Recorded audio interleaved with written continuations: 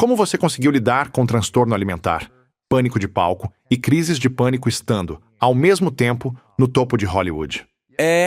Eu acho... Quer dizer, muitos desses problemas eram coisas com que eu lidava mais no começo, quando eu estava me encontrando, entrando na vida adulta. E acho que eu ainda estou meio que destrinchando um pouco o que eu passei. Acho que parte disso era insegurança de juventude. Parte era uma série de hábitos ruins. Eu bebia muito e eu abusava muito também com as drogas. E além disso, eu ainda não tinha aprendido a lidar com aquele barulho, com as vozes negativas na minha cabeça, nem com todos esses sentimentos conflitantes sobre mim mesmo, com essa autodepreciação e essa dificuldade de me permitir. Tenha sucesso, É mesmo? sabe? Sempre que eu chegava perto de algo que poderia ser um grande passo, ou de qualquer coisa assustadora, essas vozes apareciam na minha cabeça e me derrubavam de verdade. Elas falavam comigo da forma mais dura possível e O que essas vozes diziam? Algo como, você não merece esse sucesso. Ou, isso é grande demais pra você. Ou, você não está pronto pra isso. era meio que um barulho, sabe? E era negativo. Sim,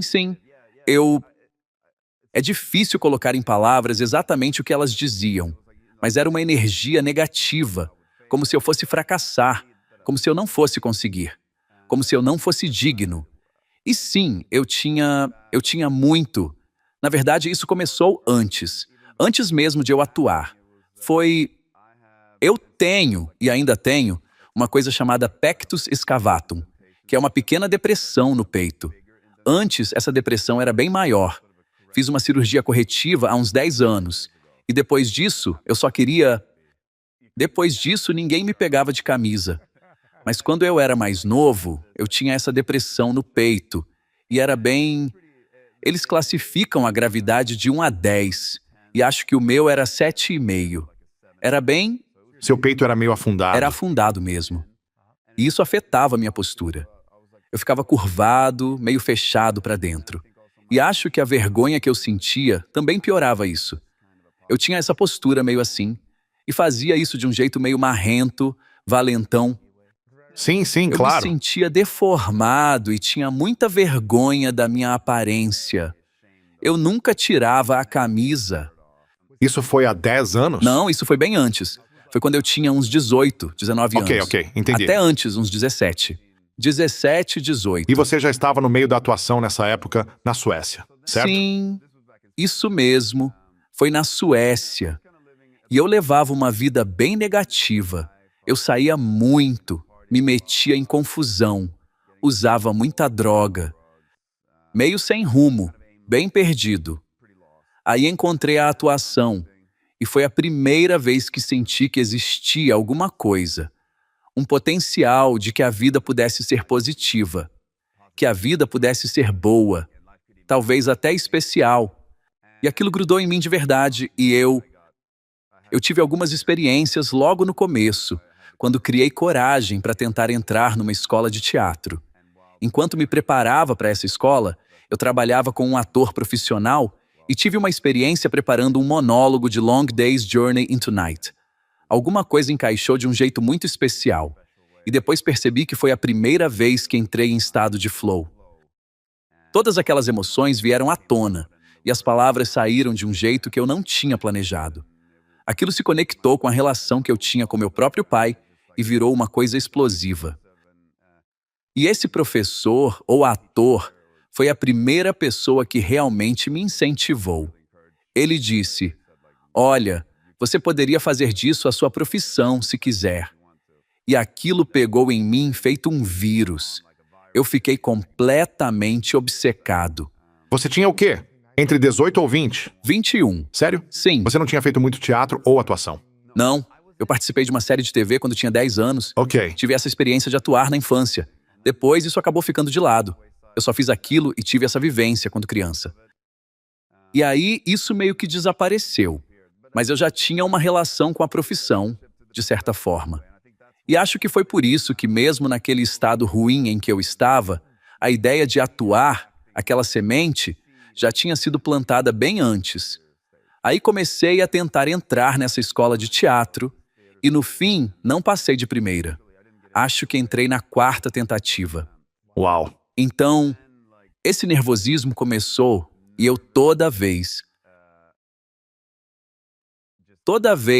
antes de entrar, assim que eu ouvia o burburinho da plateia, minha boca enchia d'água e eu pensava, pronto, lá vamos nós.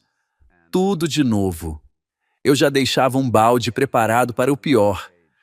Toda vez, antes, assim que eu ouvia o burburinho da plateia, como o murmúrio da audiência, parecia que minha boca enchia de água e eu ficava tipo, ok, vamos lá. E eu costumava ter um balde preparado e eu ficava tipo, Ah, sério? sim, Antes de... oh Bom, Deus. isso era teatro. Era no Isso, palco mesmo. sim, mas podia ser até com umas 10 pessoas na plateia, sabe? Sério? Você vomitava sempre? Sim, vomitado toda Nossa. vez. Antes de toda a apresentação ao vivo. Sim, isso aconteceu nos primeiros 3, 4 anos fazendo teatro, foi... Não deve ser nada prazeroso. Você deve pensar, tá, isso vai acabar algum dia? Você não tem ideia. Não, era brutal. Brutal. E aí eu também comecei a ter crises de pânico. Eu apaguei no palco, na frente de... No meio da plateia? Não. Sim, foi na frente da escola inteira. Todos os alunos e todos os professores. A gente fazia um projeto de contação de histórias, já no 3º ano. Então eu não tinha me preparado direito. Era só uma coisa simples, era tipo contar histórias. A gente ia contar uma parte de um romance. Era 100 Anos de Solidão, do Gabriel Garcia Marques. Eu estava contando um trecho da história. E nós éramos 4 atores no palco. Eu era o número 2, então o 3 e o 4 tinham que esperar eu terminar para contar a parte deles. Todo mundo dependia um do outro. Eu comecei e de repente tropecei numa palavra. Fiquei... Aí algumas pessoas na plateia riram um pouco. Elas acharam... isso faz parte. Ele planejou isso. Era para ser assim. Só que eu não conseguia engatar. Eu estava meio enrolado. No fim, eu perdi completamente o controle e... Você teve um branco e saiu do palco? Eu fiquei repetindo a mesma frase várias e várias vezes, tipo... Dona Maria, Dona Maria... E era só aquilo. Depois vinha um vazio completo. Mais tarde, eu entendi que estava tendo uma crise de pânico na frente da escola inteira e da plateia toda. Bom, isso durou, em tempo real, acho que uns 3 minutos. Mas pareceu 3 horas. Para mim, pareceu 3 anos. Ai, meu Deus. E tinha muito disso, sabe? Porque na escola, em escola de teatro, quando você se apresenta para os outros alunos, todo mundo ri mais do que o normal. Então muita gente ainda achava que aquilo fazia parte. Faz parte. E aí, aos poucos, isso foi morrendo. Só ficou um professor polonês meio maluco, fazendo Durante uns bons 2 minutos e 50 segundos, ele ainda achou que aquilo era... O resto da plateia já tinha entendido. Estava todo mundo meio... ele está tendo um colapso emocional. E nós estamos assistindo. Nossa. E aí, no fim, eu levantei e falei, dane-se. E saí andando. Atravessei o palco inteiro. E tinha uma porta do outro lado. Eu abri a porta, gritei, porra! Bati a porta com força, chutei a porta fechada e fiquei ali parado por alguns segundos. Todo mundo da escola estava sentado, me vendo aquilo tudo acontecer. Depois eu voltei, me sentei e acho que falei de novo. Porra! Aí eu falei, dane-se esse livro. E todo mundo ficou, uau! Depois eu comecei de novo e contei tudo de um jeito mecânico, como um robô. Quando terminei, falei, acabei. Aí olhei para a pessoa depois de mim e uma amiga minha da turma olhou para mim, depois de tudo aquilo, como quem dizia, agora você quer que eu continue contando a história do livro? Como se alguém ainda estivesse ouvindo a história do livro. Eu falei, valeu. Melhor deixa da história.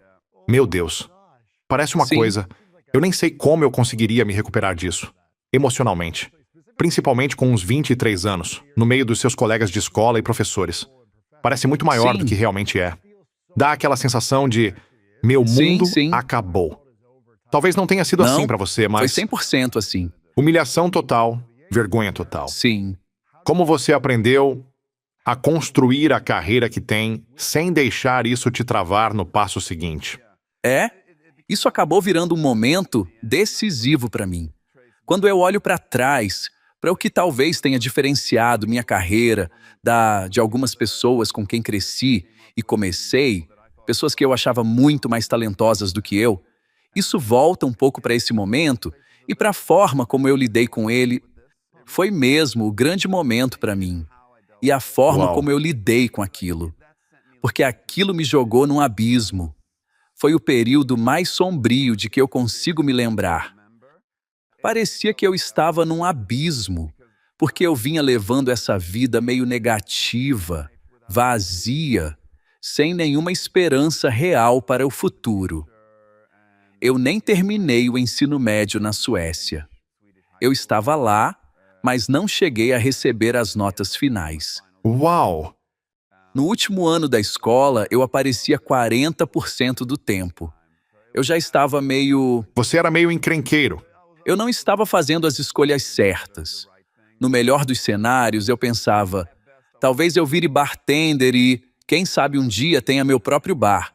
Alguma coisa assim. Era mais ou menos até onde os meus sonhos iam. Antes dessa coisa da atuação, aí veio a possibilidade de uma vida completamente diferente. Essa sensação de se conectar com um texto e ver o efeito que aquilo causava nas pessoas que assistiam. Eu sentia algo que parecia respeito, promessa, sabe? Era todo um mundo possível, uma vida possível ali. E entrar nessa Escola Nacional de Teatro foi algo enorme. Na Suécia, certo? Na Suécia. Na verdade, é muito difícil entrar. Como se chama? É a Escola Nacional de Teatro. E aquilo é meio que... Quando você entra, estuda por 4 anos. Acho que hoje são 3, mas na época eram 4. Depois disso, você é ator. Essa passa a ser a sua profissão. É quase como ter um doutorado em atuação. E aí você já começa a ser chamado para trabalhos na Suécia. Quer dizer, ainda não é uma vida fácil.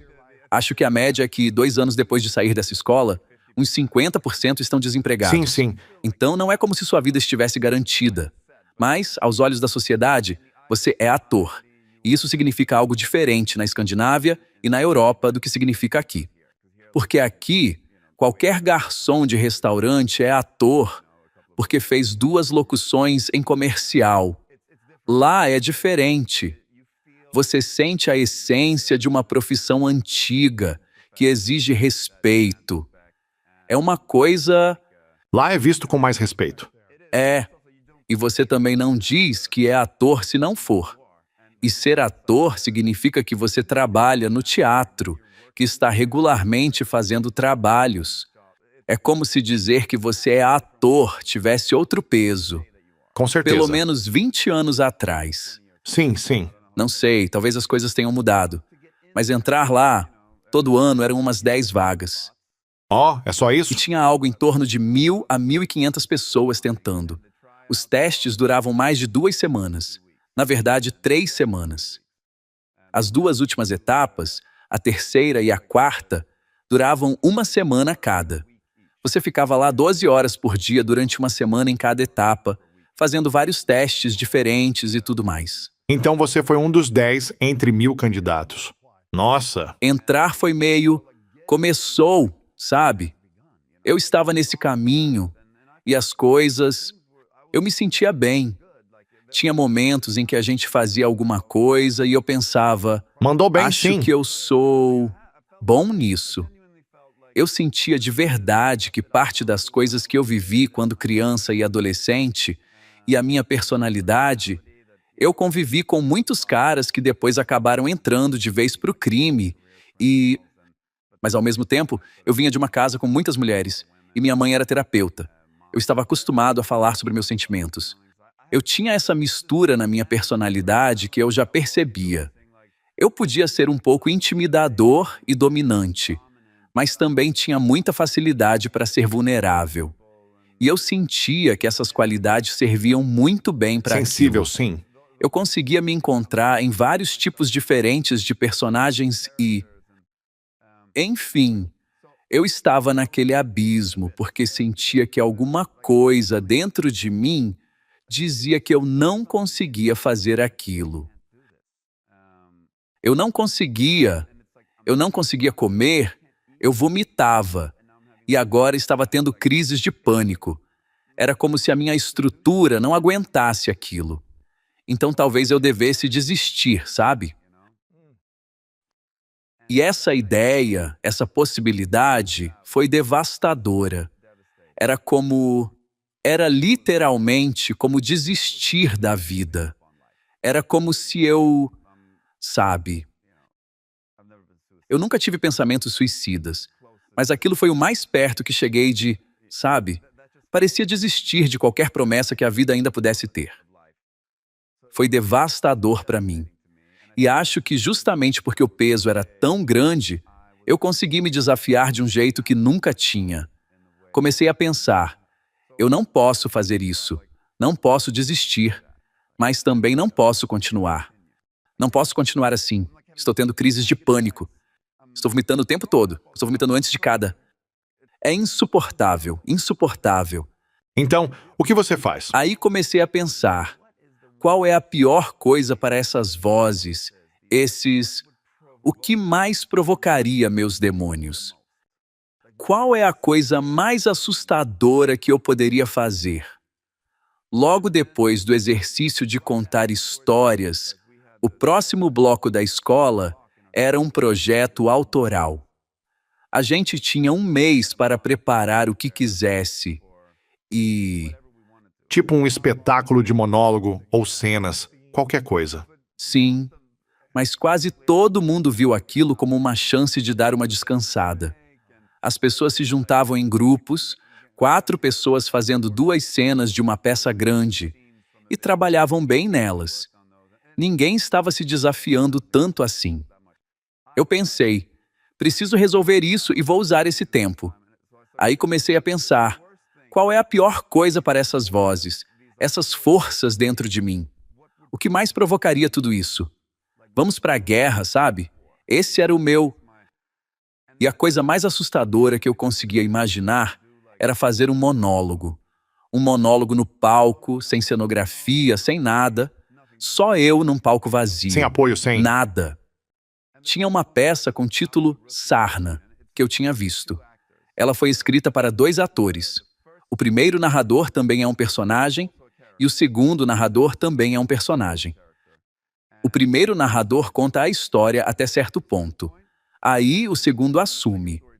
E você percebe que o segundo narrador era um personagem da primeira parte e que o primeiro narrador é um personagem da segunda. Interessante. Os 2 são personagens dentro da história.